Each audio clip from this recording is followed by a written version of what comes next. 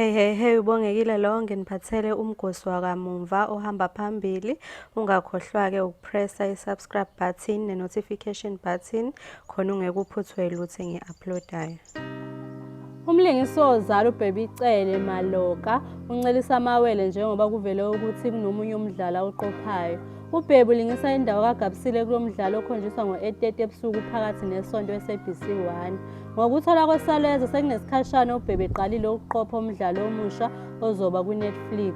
iNetflix idlala nge-inthanethi futhi igabe ngemidlalo okubalwa kuyo nosematheni kulezi nsuku iQueen Sono okulingisa phambili kuyo uPelthus. Kuthiwa uBheki uselokhu aqala ngonyaka odlule ukuhlaba ikhefu kuzalo ayokuqopha abuye aqhubeke nozalo. Lo mlingisi uqinisekisile ukuthi ukhona umdlalo awushuthayo kodwa wathi ngenxa yenkontileka ayisayina akakwazi ukukhuluma kakhulu ngayo. Sesishuthe East London asikaqedi ukuqopha futhi okwamanje angikwazi ukukhuluma okuningi ngawo kusho uBheki.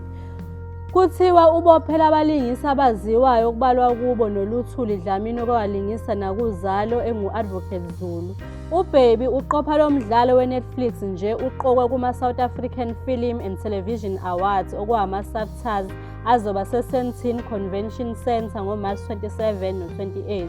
Uqokwe emunxeni we-Best Actress TV Soap ngendawo kaGabisile ayilingisa kuzalo. Uqhathwe noMapula Mafole odlala indawo kaMapula kwi-Rhythm City noDennis Newman okuwu-Bridget Jacobs.